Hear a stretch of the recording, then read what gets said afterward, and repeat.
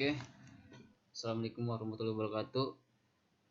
Jadi seperti yang saya katakan tadi, untuk menguji validitas maupun reliabilitas adalah caranya masukin atau input data dulu di sini. Misalnya item A1,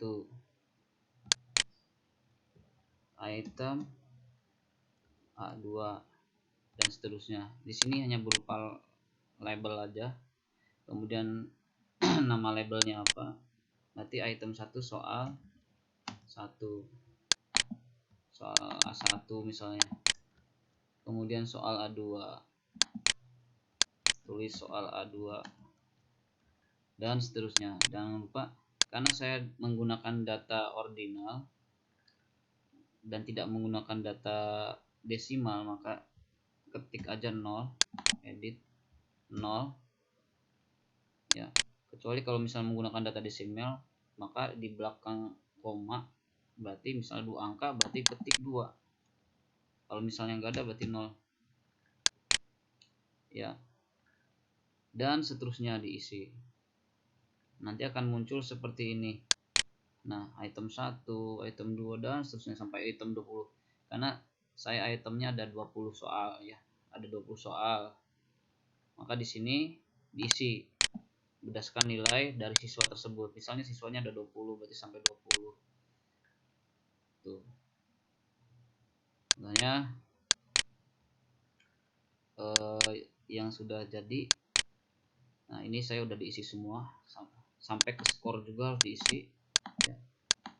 Skor, kemudian data view-nya harus diisi seperti ini. Input semuanya karena siswanya ada 20 sampai 20 inputnya. Nah, jadi saya ini per item itu nilainya semua item ya. Paling besar itu 5, paling kecilnya 1. Ini siswa 1 nilainya 5. Siswa 2 item atau soal nomor 1 nilainya 5. Nah, siswa nomor 14 soal nomor 1 atau item 1 nilainya 2 dan seterusnya. Nah, semuanya diinput ke sini sampai ke skor juga. Nah, skor input juga sama. Jadi ini jumlah keseluruhan. Kan item soalnya ada 20 soal. Nilainya paling besarnya kan ini satu soal tuh 5. Berarti kalau benar semua nilainya 100. Kayak siswa nomor 2 ini. Nilainya 100. Nah, kalau udah diinput semua seperti ini, tinggal dianalisis validitas. Ya.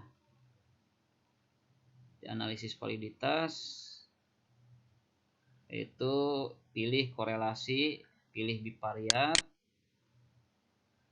kemudian Ctrl A aja, masukin semua kolom variabel, kemudian checklist person, checklist to tiled, kemudian checklist flag. Kalau udah semuanya, klik OK. Nah, maka akan diketahui hasilnya seperti ini.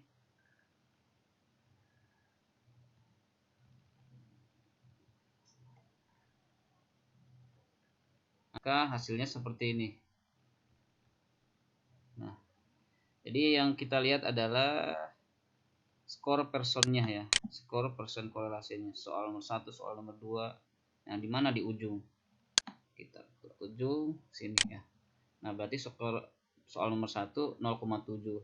Skor soal nomor 2 0,432 dan seterusnya. Nah, ini berarti skor ini berarti disebut dengan nilai hitung ya. Nilai hitung. Sementara yang namanya validitas itu syaratnya itu harus T hitung harus lebih besar daripada T tabel. Nah, berarti kita harus cari tahu dulu T tabelnya berapa. Nah, di sini karena menggunakan siswanya itu ada sekitar 20 ya. Kemudian nilai alfanya itu 0,05. Nah, kita buka T tabelnya. Buka T tabelnya. Nah, menggunakan 0,05 untuk uji satu arah. N-nya berarti ada menggunakan 20 ya. Nah, berarti yang ini.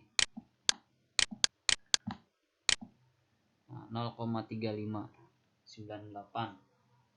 Berarti kalau di atas 0,3598 itu artinya valid ya. Kita kembali lagi ke sini. Nah, berarti soal nomor 1 0,7 di A. Berarti lebih besar dari 0,35, artinya valid. Soal nomor 2 yaitu 0,4, berarti valid juga. Soal nomor 3 0,85, valid juga. Soal nomor 0,46, soal nomor berapa ini? Nomor 4 valid juga, dan seterusnya. Di sini kalau saya lihat hasilnya sampai ke bawah, ternyata nggak ada yang di bawah 0,35, semuanya di atas 0,35 ya, sampai ini. Ini bukan 0,75, berarti semuanya valid. Jadi ke-20 soal tersebut dikatakan valid karena di atas T-tabel, maaf, di atas R-tabel, maaf, tadi berarti salah, bukan T-tabel tapi R-tabel, karena di atas R-tabelnya itu 0,35, sementara T hitungnya lebih besar semua. Jadi dikatakan, jadi semua soal nomor 1, 2, 3 itu dikatakan valid. Nah, jika sudah diketahui validitasnya, selanjutnya adalah uji reliabilitas. Untuk uji reliabilitas yaitu pilih analisis, kemudian pilih scale, pilih reliability analysis, Ctrl A. Nah, kemudian skor jangan dimasukkan. Gimana? Skor nggak usah dimasukkan. Masukkan ke item. Ini udah alpha, benar ya, menggunakan alpha. Kemudian oke. Nah, ini hasilnya. Nah, Nah, hasilnya yang ini. Ya. Yaitu 0,933. Artinya itu dikatakan reliable. Ya, kenapa dikatakan reliable? Karena syarat reliabilitas itu yaitu jika nilainya itu di atas kan nilai minimum Cronbach alfanya 0,6. Jadi ketentuannya itu minimal 0,6. Nah, ini di atas 0,6 yaitu 0,9. Artinya berarti reliable ya, atau disebut andal. Baik. Dengan demikian semua item soal tadi dikatakan valid dan dikatakan reliable. Artinya bisa digunakan untuk tes ujian di kelas nyata ya. Nah, sebelumnya ini kan data ini diambil dari uji coba tes ke siswa yang pernah belajar materi tersebut yang diujikan ya.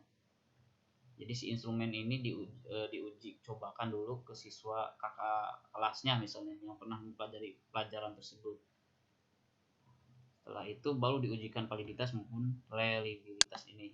Terima kasih. Wassalamualaikum warahmatullahi wabarakatuh.